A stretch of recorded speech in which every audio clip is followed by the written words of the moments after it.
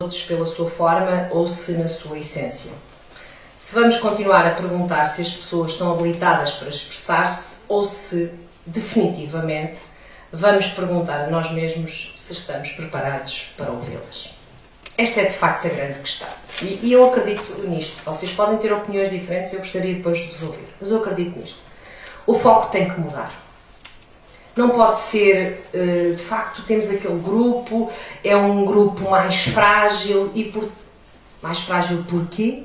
Não é? Começamos logo por aí. Então, porque de facto não tem um emprego, pode ter dificuldades em arranjar trabalho, portanto, em ser produtivos, podem ter imensas dificuldades em cuidar de si próprios e, portanto, necessitam de uma série de ajudas, não é? Portanto, se quisermos, e isso de facto dá-nos esta possibilidade, às vezes, de ter que olhar para eles de uma forma diferente. Mas, sem nunca os tirarmos de uma coisa fundamental, que é o seu contexto. E o contexto deles é o nosso contexto. Isto vai um bocadinho depois aqui ao encontro, de facto, destas teorias que começaram no início do século XX, mas muito em particular depois dos anos 60, 70, que são de facto estas teorias socioculturais ou as teorias sociais, ou mesmo a teoria última delas todas, que é de facto a teoria bioecológica do Prof. Brenner, que vai dizer-nos que nós somos os nossos sistemas. Não é? E que os mesmos sistemas mais longínquos influenciam o nosso desenvolvimento e nós influenciamos também esses sistemas mais longínquos. A verdade é essa. Não é? Funcionamos um bocadinho como se fosse, estão a ver, em ondas. E esta questão é uma questão então importante para nós mudarmos o foco também destes grupos. Que é não podemos continuar a centrar-nos neles, mas começar a centrar-nos em nós. Não é? O que é que nós temos, que imagem é que temos deles, o que é que na realidade nós pensamos. E vamos começar por mudar nós, porque já que somos mais inteligentes, já que nos achamos mais inteligentes, então vamos ser nós, de facto, a lançar a nós próprios este mesmo desafio. Não é? E, portanto, fazê-lo com algum sentido. Tratamento diferenciado conduz a desenvolvimentos diferenciados. Portanto, isto é o que vem dizer todas estas teorias e também não constitui aqui nada de muito novo nem de muito extraordinário. Para quem começa a estar um bocadinho desesperado, eu daqui a 6 minutos vamos fazer um curto intervalo, está bem? Eu só queria, tinha alguns tempos mas a apresentação atrasou aqui ligeiramente, para deixar-vos já com alguma tarefa para vocês fazerem, mas depois podemos fazê-la, voltar aqui, isto também não é feito de facto ao centímetro. Então, ainda sobre a questão do desenvolvimento humano e voltando à questão da linguagem, a linguagem é de facto fundamental para nós nos desenvolvermos. E acima de tudo porque todos os tipos de linguagem, atenção, não estou aqui a colocar nenhuma de fora. E isto porque a linguagem serve para comunicar. Então, se serve para comunicar, serve para nos relacionarmos. E as nossas relações, e pensem um bocadinho nisto, as nossas relações mudam também quando nós mudamos o nosso tipo de linguagem. Vocês falam para todas as pessoas da mesma maneira? Não falam. Porquê? Ok? Porquê? Porque há regras, não é? Que não são consensuais, nós aceitamos-las, ok? Mas modifica. Agora imaginemos que há pessoas que na realidade têm um tipo de linguagem diferente. Não interessa se é porque têm uma limitação ou não. Têm uma linguagem diferente, comunicam de forma diferente, utilizam diferentes estratégias para comunicar. Então, provavelmente, essas pessoas também têm formas de se relacionar diferentes. Ok? A linguagem tem esta dupla função, que é, antes de mais, uma função expressiva e depois uma função representativa, mas o que é mais importante é que a linguagem serve para nós transmitirmos o que sentimos. Ok? Fundamentalmente isto. O que é que eu penso, o que é que eu sinto, não é? E depois serve para isso. Portanto, é muito este lado expressivo, não é? Há aqui uma distinção que eu acho sempre uma ternura. Vocês já compreenderam que eu sou uma fã do Freud, independentemente de tudo o que possam criticá-lo. Porque eu adoro esta ideia freudiana de que eu conheço o que eu desejo. Okay? E eu não consigo afastar-me desta ideia, é extraordinário. Não sei se vocês costumam ver uma série que se chama Anatomia de Grey. o último episódio da Anatomia de Grey, que eu tive a oportunidade de ver ontem já bastante tarde, mas tinha prometido que o via e de facto viu. Foi extraordinária aquela forma como aquela mulher mexeu uma mão. Portanto, é uma mulher que tinha uma lesão, não é? Portanto, eu tinha uma mão falsa. E como é que eles conseguiram? Não foi uma questão motora, não foi socorrendo à cognição pura, estão a ver? À ideia pura de que vais mexer a tua mão, que ela conseguiu mexer. Foi, está aqui o teu marido, é a pessoa que tu mais amas, e tu tens que o tocar. Esqueçamos o resto, vamos fazer isto. Ok, isto é linguagem. E esta linguagem do desejo, estão a ver? Do desejar. E isto implica uma coisa que se chama relação afetiva. Okay? Nós temos que gostar. Não é? E os outros, não temos que gostar de todos por igual. E atenção que quando nós falamos de afetividade, as pessoas dizem, perdemos cientificidade. Isto é uma coisa muito... Não é verdade. Não vão por aí. Estão aí num caminho errado. Não é? Portanto, há imensos autores, do qual eu destaco António Damasio, primeiro porque é nosso. Ele está farto de dizer, não se pode separar emoção de cognição. Não há isso. Não há corpo e mente. Este dualismo não existe. Nunca existiu. Não é? Mas o Descartes lançou-nos num erro. Ele também não teve culpa. Mas pronto, lançou-nos neste erro trágico. Penso logo existe. Ok. Não é verdade, não é? Portanto, esta ideia... Portanto, hoje percebemos claramente esta questão. O Piaget dizia uma coisa... não tão bela como o Freud, não é? Dizia que se agirmos sobre os objetos também os conhecemos. E também é verdade. Também precisamos de experimentar e, obviamente, que estas duas ideias completam-se ao nível daquilo que é, no fundo, a própria linguagem. Então, em primeiro lugar, nós falamos porque vamos representar coisas. As crianças... É muito engraçado. As crianças falam um bocadinho como os papagaios. Água, perto. Uma palavra perto. Como é que de facto as nossas crianças falam? É uma coisa extraordinária. Como é que elas têm acesso à linguagem verbal? É uma coisa espetacular. As crianças nascem todas com uma capacidade de produzir sons, não é? Portanto, é inato. E depois começam a brincar com os sons e aquilo faz barulho, não é? As nossas cordas vocais, o galrear, aquilo que a gente chama galrear, palrear. Os bebés fazem muito isso, divertem-se com aquilo. Depois ouvem o som, os que ouvem, claro. E, portanto, esse talvez seja uma das grandes dificuldades ao nível dos indivíduos outros. É que eles, de facto, não ouvem o prazer que é produzir. E depois vão produzindo coisas e vão, acima de tudo, o cérebro delas vai tentando fazer uma coisa que é tentar produzir os sons que mais vão ouvindo. As crianças não dizem mamã pela primeira vez, porque associam mamã à mamã delas. Elas dizem mamã porque pode ser a palavra que elas mais ouviram, assim como papa, ou papá, ou popó, ou carro, ok? Estão a ver? Tem a ver com a palavra que elas mais vão ouvindo. E o cérebro delas, como é natural, faz esta ligação. E um dia elas produzem um som semelhante e nós corremos para elas de uma forma perfeitamente extasiada, como se o mundo fosse acabar e os nossos filhos fossem o primeiro a dizer mamã. Estão a ver? E exatamente este nosso entusiasmo inicia esta possibilidade. Mas um bebê comunica de muitas outras formas, percebem? E tem muitas outras maneiras. Portanto, este acesso a esta representação, em primeiro lugar, das coisas, não é? E só depois, mais tarde, a representação da palavra. Portanto, a palavra é uma forma fácil, muito fácil para o nosso cérebro, reitero, de representarmos coisas. As palavras são pequeninas, estão a ver? Há um código universal. A gente diz uma palavra, as crianças ficam às vezes pasmadinhas. Elas dizem uma coisa e vem logo tudo ao encontro delas. E elas pensam, que extraordinário que é esta possibilidade, esta pequenina coisa que eu acabei de fazer. Pronto. Mas há outras maneiras, reitero. Não tem que ser exatamente, só exclusivamente esta forma. O que tem que existir, e isso é fundamental, é a linguagem. Seja de que forma for, seja de que tipo for, porque a linguagem é fundamental para a comunicação. Inclusive, esse é um dos grandes problemas dos indivíduos autistas. Geralmente o autismo tem uma linguagem pobre, rudimentar. Está associada, não tem necessidade de comunicar. Para que é que eles querem a linguagem? Não é? Eles não querem comunicar. Percebem? Portanto, às vezes fazemos isto, é um bocadinho grosseiro, mas é só para, às vezes, percebermos um bocadinho estas questões.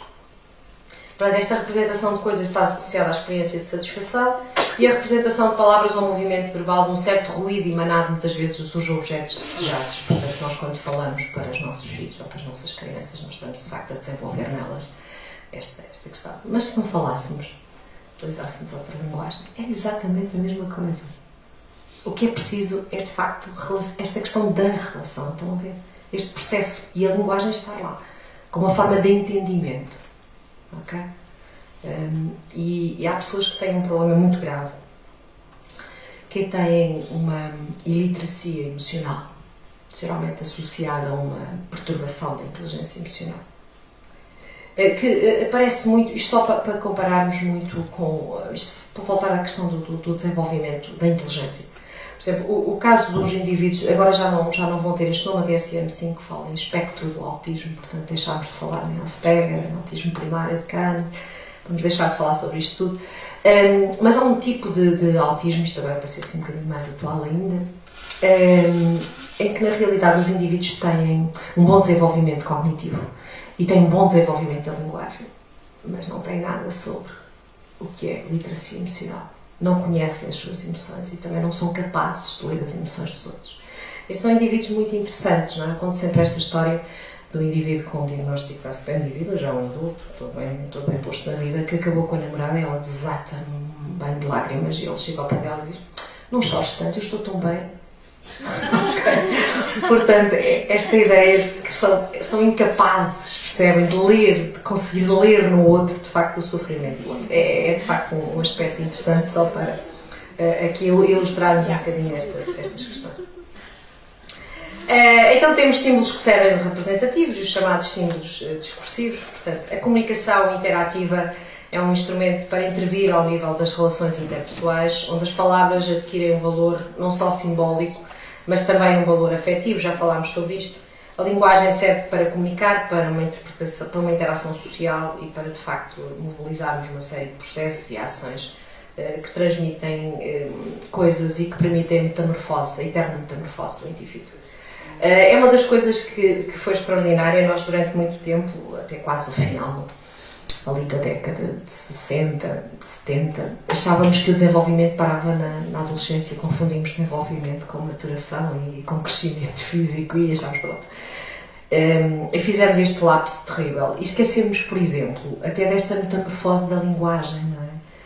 Um adulto não fala como fala um jovem adulto, não é? Um adulto fala como fala um adolescente ou uma criança, não é? E até isto nos esquecemos neste lapso, não é? Ao nível do desenvolvimento, que hoje está corrigido. Portanto, volto a dizer que o desenvolvimento, hoje as teorias de lifespan, ao longo do tempo, ao longo de toda a vida e não só nas questões circunscritas. Então, isto é outra questão também muito interessante, é que então todos estamos preparados para aprender alguma coisa. Isto é uma coisa que nos vem da literacia emergente. Todos estamos preparados para aprender qualquer coisa. Não há ninguém que não se conhece nada, ninguém que não consiga aprender. Nem que seja um pequeno movimento, um pequeno gesto, as pessoas de facto aprendem. E é muito interessante sobre aprender ritmos, a música. Atenção que há um tipo de perturbação, por exemplo, os autistas não gostam muito de música, está bem? Mas outros indivíduos com perturbação do desenvolvimento intelectual, agora estamos a falar de uma situação mais profunda, estamos a falar ali dos severos e profundos, estão a ver? Portanto, já estamos a falar de uma coisa mais séria, mais comprometida. É muito engraçado, porque quando eles ouvem muitas vezes uma mesma música e ela é muito interpretada, eles não são capazes de dançar, mas fazem este movimento assim. É muito giro. Portanto, eles não têm grandes, quando há um grande comprometimento, não é? Portanto, a nível até físico. É muito interessante, porque de facto esta questão do ritmo, da possibilidade de aprender qualquer coisa. E portanto devemos valorizar todos os conhecimentos e não só aqueles, nós valorizamos muito os escolásticos, não é? Portanto sabemos disto e isto às vezes é também uma outra questão. E isto está associado ao conceito de desenvolvimento e este dá-se a partir do sujeito e é um processo gradual, também já falámos sobre esta questão.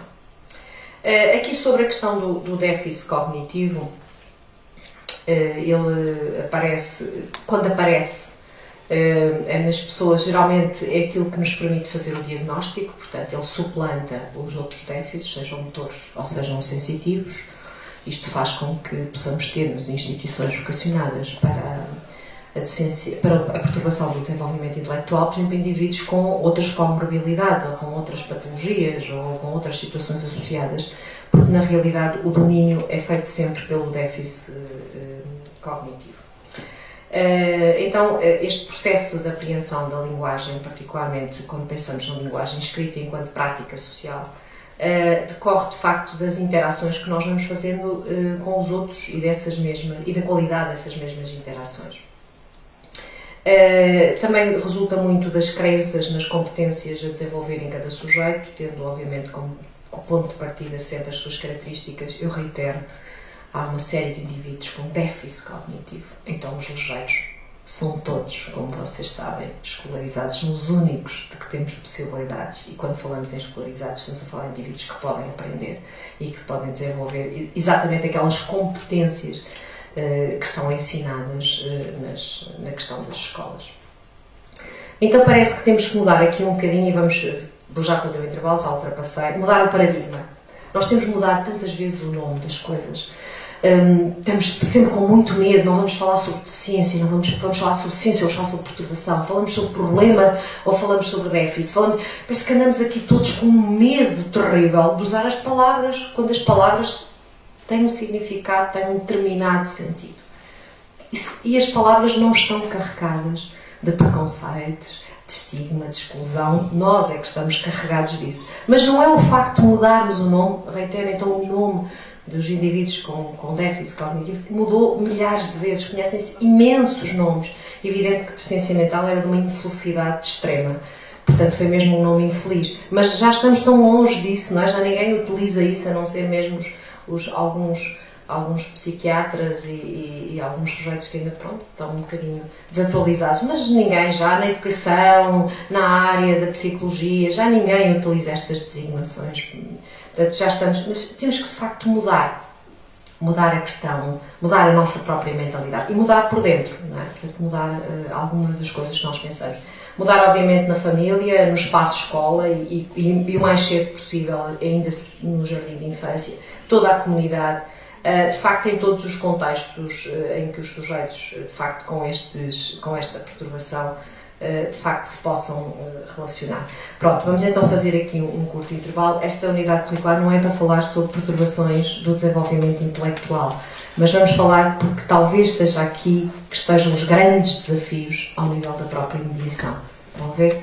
Obviamente que já há imensos outros instrumentos, mas talvez o grande desafio que ainda está pouco por fazer seja exatamente nesta área. Os últimos, mas com convicção de chegarmos lá, ok? Então até já, um curto intervalo, está bem? Pode, desculpe, tem razão.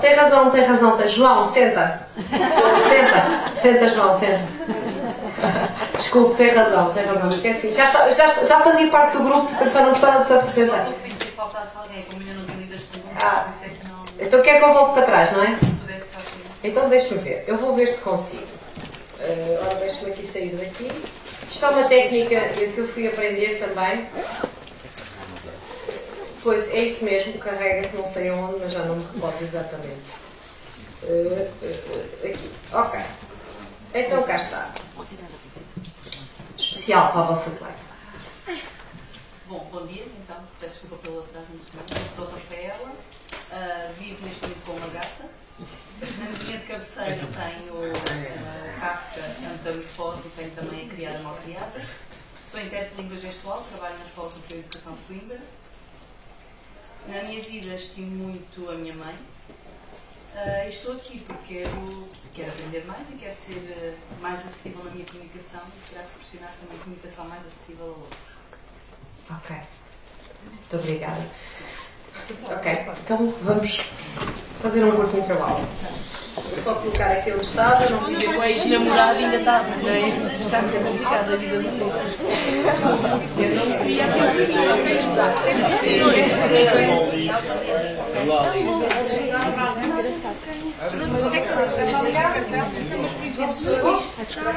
então vamos. Por exemplo, tenho amigos que são ex-casados. Mas não que eu continuo a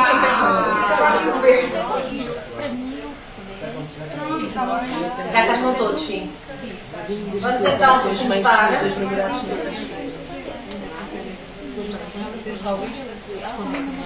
Pois agora as coisas para as filhas, duas festas.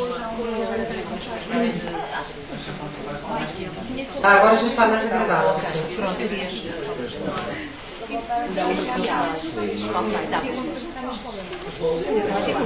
não sei, virar as escolas para mim é complicado, mas só por coisa que eu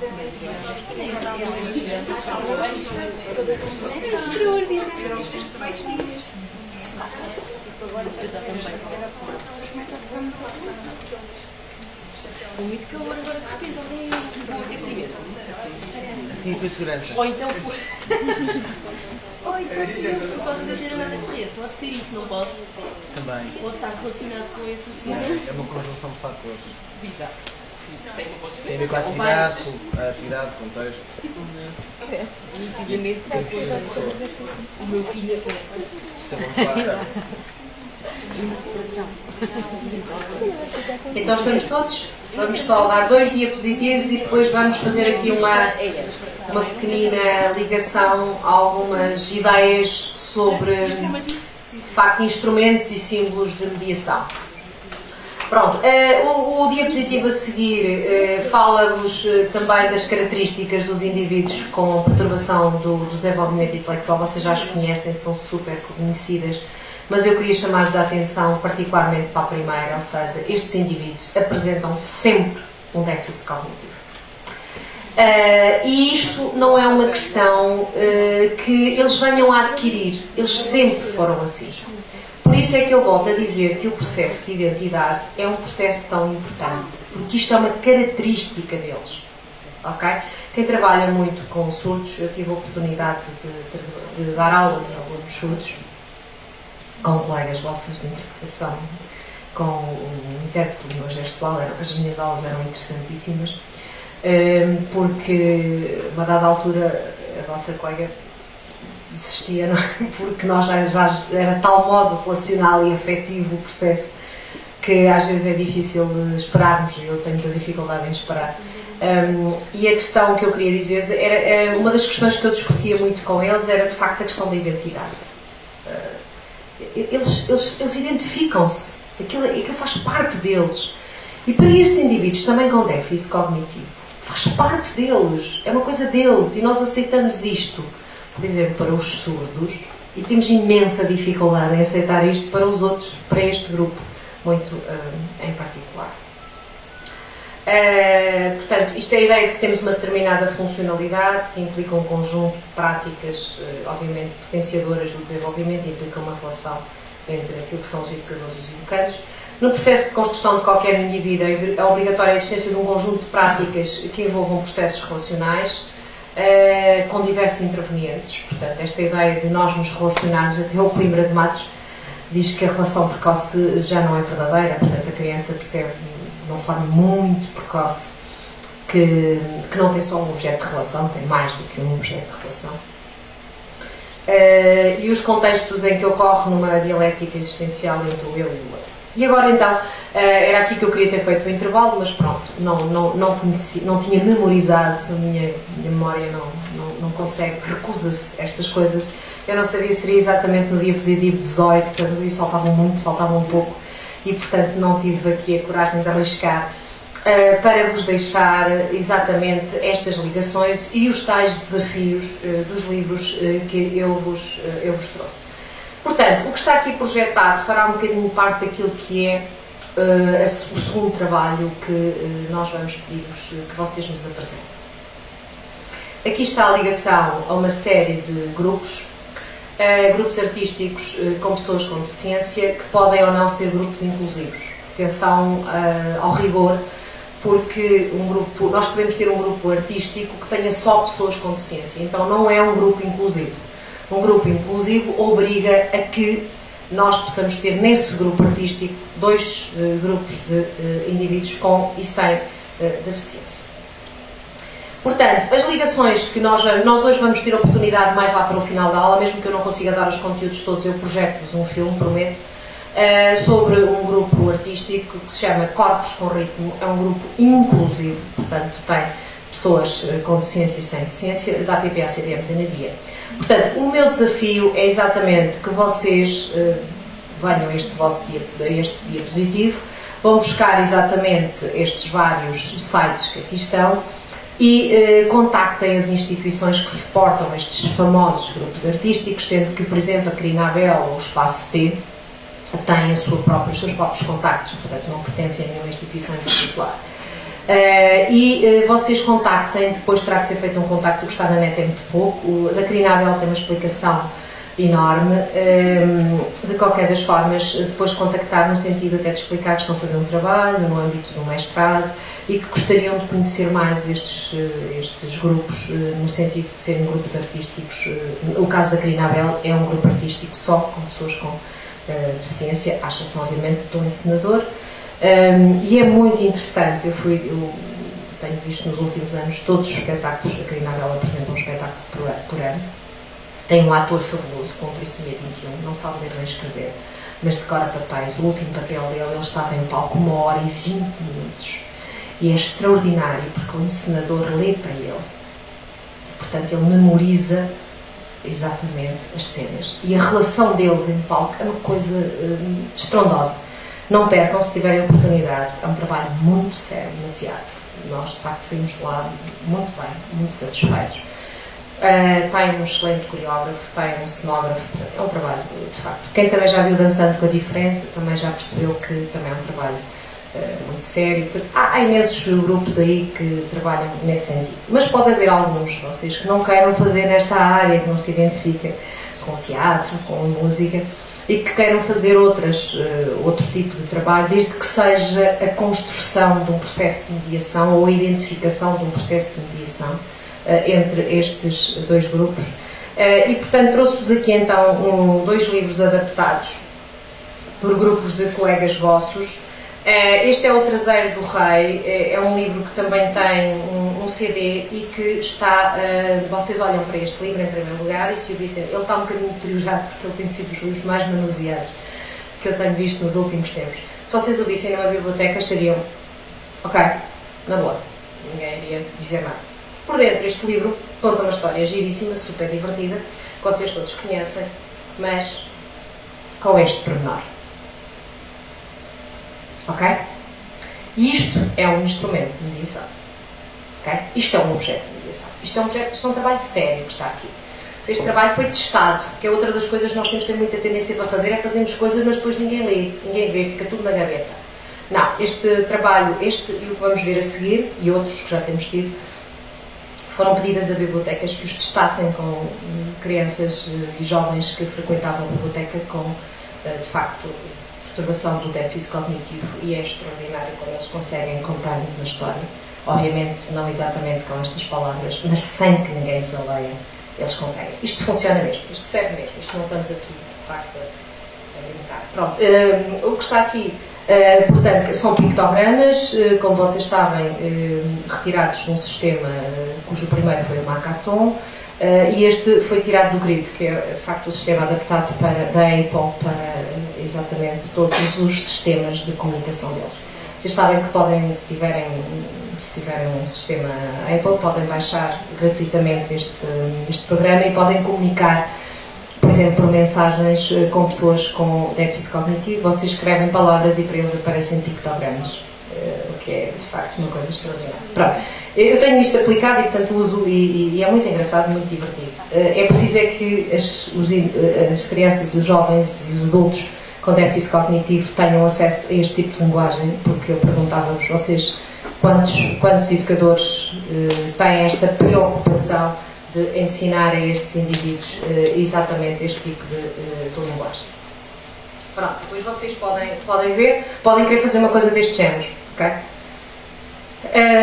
O outro é de facto o Cavaleiro da Dinamarca.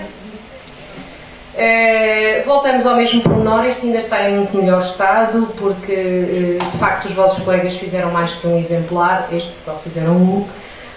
Aqui temos mais que um exemplar, vocês olham para fora, o livro está perfeito, mas quando vamos manusear o livro há vários pormenores que vale a pena chamar-vos a atenção. Em primeiro lugar, as folhas são bastante mais grossas do que as folhas normais. Não tenho tempo de fazer isto convosco, mas se pudesse, iria fazer-vos uma coisa muito simples. Se querem, enfaixava-vos as vossas duas mãos e depois pedia-vos que folheassem o livro. Portanto, vocês com as mãos enfaixadas teriam bastante dificuldade e, portanto, é muito mais fácil se a página for ligeiramente mais grossa. Isto são pequenos pormenores que fazem toda a diferença. Pronto, o que é que os vossos colegas, é um livro que está adaptado para crianças com trissomia, crianças jovens, pré-adolescentes com trissomia 21 que frequentam o segundo ciclo e que, portanto, têm como obra obrigatória o Cavaleiro da Dinamarca. E, portanto, o objetivo era que eles pudessem ter um livro que manuseassem como os colegas de uma forma mais simples. Portanto, são indivíduos que têm leitura, portanto leem, mas têm muitas dificuldades em conceitos abstratos, portanto têm o acesso à abstração e ao poder, de facto está limitado. O que é que os nossos colegas fizeram? Além de arranjar uns bonecos muito interessantes que andam aqui com um ímã dentro do livro, que é uma coisa também extraordinária, porque uma das coisas que eles também notaram quando testaram este livro foi que eles não faziam a mínima ideia para onde é que o cavaleiro tinha ido, não é? Portanto, aparecem uns mapas, não é? E então aparece um cavaleiro e nós vamos perceber, os vossos colegas criaram então aqui uns bonequinhos para que este cavaleiro ande aqui dentro. Portanto, está aqui o bonequinho dentro também, tudo muito protegido, que é para não se estragar. Ok? E depois então o cavaleiro era só para perceber que o tipo saiu da Dinamarca, ok? Foi para um país muito longe. É só para eles perceberem, não é? A noção da distância, que é uma coisa que para estes indivíduos é muito difícil, não é? Como vocês sabem. Está muito relacionada com a cognição formal, operativa, que às vezes com eles tem bastante entropia, portanto aparece com bastante perturbação. E depois fizeram então a alteração do texto, depois vocês podem também ler, é muito giro, a gente percebe perfeitamente que foi um sujeito que foi fazer uma longa viagem, no fundo o Cavaleiro da Dinamarca é exatamente isto. E fez uma promessa que foi que no Natal, 2 anos a seguir, ele iria passar o Natal na Terra Santa e depois, no Natal a seguir, ele estaria com a família dele. E é isso que, no fundo, está aqui dito. E é isto que é preciso percebermos do Cavaleiro da Dinamarca. Pronto. Este também é outro desafio, é outra proposta que vocês podem fazer, se acharem que é interessante. Depois deixo aqui para vocês também, se quiserem manusear. Explorar. Pronto, em relação àquilo que nós temos aqui, portanto, nós podemos fazer aqui algumas ligações. Vamos só começar pela Carina Abel, é o primeiro. Se eu conseguisse ter aqui, já está. Ok, vamos ligar à internet. É isto que vocês vão encontrar, portanto, este é o autor principal do grupo Carina Abel, que é um grupo residente, portanto, tem um espaço, um teatro. Nós depois, portanto, à medida que vocês vão entrando, vocês vão comunicando, vão encontrando coisas sobre não só a peça que está agora em exibição, como também o teatro, o grupo, como é que ele foi criado, o que é, qual é o seu objetivo. Pronto, vocês vão depois encontrar imensas coisas, está bem? Depois é só procurar, portanto, vocês depois vão escolhendo aqui, vão andando e ele vai-vos mostrando coisas cada vez mais complexas, está bem? Isto é só um exemplo e depois eu gostaria que, à medida que vocês fossem entrando aqui, fosse fazendo sentido para vocês fossem então. Isto porque o vosso primeiro trabalho para esta semana, só tem uma semana para fazer, seria um trabalho em que vocês nos iriam mais ou menos identificar este objeto de mediação, portanto, aquilo que vocês iriam escolher, o que é que vocês pretendiam fazer. Adaptando, e aqui eu vou ser um bocadinho talvez restritiva, gostaria que fosse para indivíduos com perturbação do desenvolvimento intelectual. Peço desculpa se isto é restritivo, mas parece-me ser talvez a área que, reitero, onde encontramos menos coisas. Quem trabalha nos museus pode também lançar este desafio a si próprio e pensar que poderá talvez escolher uma obra, duas, um quadro ou dois, que seja residente no museu, e imaginar como é que poderia falar daquele quadro, de facto, a indivíduos que sozinhos pudessem, de facto, dominar a ideia, está a ver? E não pode ser uma coisa, estamos os escutadores e ouvimos, porque aquilo que está gravado não é para indivíduos com perturbação, é para indivíduos mais complexos, mais sofisticados. Não serve. O critério pode ser o mesmo, o sistema pode ser o mesmo, mas não pode ser o mesmo texto. Isto é aquilo que a gente luta com os pais. Não pode ser a mesma história, está bem? Tem que ser outra história, ou contada de outra maneira. Diga. Ora bem, o primeiro trabalho é individual. Fazia sentido que depois vocês mais ou menos soubessem com quem iriam fazer o segundo, que são um trabalho de grupo, não é? Faria sentido que soubessem mais ou menos para falarem mais ou menos das mesmas coisas, não é? Por exemplo, admito a hipótese que quer falar sobre o grupo da Crinada, até hipótese, e que vai fazer com as suas duas colegas que estão aí ao lado. Considero interessante que elas também falassem, está a ver, que aquilo que fosse escolhido... Este primeiro momento é a descrição daquilo que vamos querer fazer. É o objeto, a escolha do objeto, está a ver? Teoricamente, exatamente. E onde depois vão buscar as potencialidades daquilo que é o processo de mediação. Está a ver? Que nós já lá vamos chegar, ainda não falámos sequer uma única vez de mediação, mas eu tenho esperança de lá chegarmos ainda hoje, está bem? Mas fui portanto dicas, não é? Portanto, eu não podia vir aqui falar convosco. A mediação, uma coisa, começou isto agora aqui só uma à parte. Começou por ser uma coisa institucional, funcional, e era uma espécie de um auxiliar do Ministério da Justiça, não é? Portanto, servia para mediar alguns litígios que entupiam os chamados tribunais, e foi por aí que a coisa começou. Depois, a mediação estendeu-se para um projeto que foi cofinanciado pelo Ministério da Educação e acontecia nas escolas, portanto, quando começaram a haver exatamente estes grupos e escolas que depois deram origem às escolas TEI, portanto, escolas problemáticas, e então começaram a introduzir aí os mediadores num projeto. E depois, hoje, grande parte dos mediadores funcionam muito com as minorias étnicas. Portanto, grupos, não é? Grupos excluídos, e portanto o mediador tem aqui um bocadinho o papel de mediar. Mas o objetivo do mediador é sempre este: mediar entre dois grupos, por qualquer razão, estão separados, não é? E habitam o mesmo espaço, não é? Portanto, estão em conflito, por qualquer razão, e partilham o mesmo espaço. Portanto, é um bocadinho esta a ideia. Portanto, eu não podia vir aqui falar sobre que não fazia sentido absolutamente nenhum, não é? Portanto, eu vou-vos falar da mediação, dos seus potenciais, do papel do mediador, mas muito mais na área daquilo que é mediar os dois grupos que estão em conflito, por aquilo que por onde eu comecei, porque têm ideias um do outro completamente dispares, embora todos possamos imaginar que falamos exatamente sobre as coisas mais acertadas. Vamos falar sobre perspectiva. Mais dúvidas? Então, vocês têm uma semana para fazer uma coisa muito simples, que é, eu gostaria imenso de pegar um grupo, ou de alterar um livro, ou eu preciso saber o que é que vocês vão fazer, não é? No fundo, são um bocadinho isso.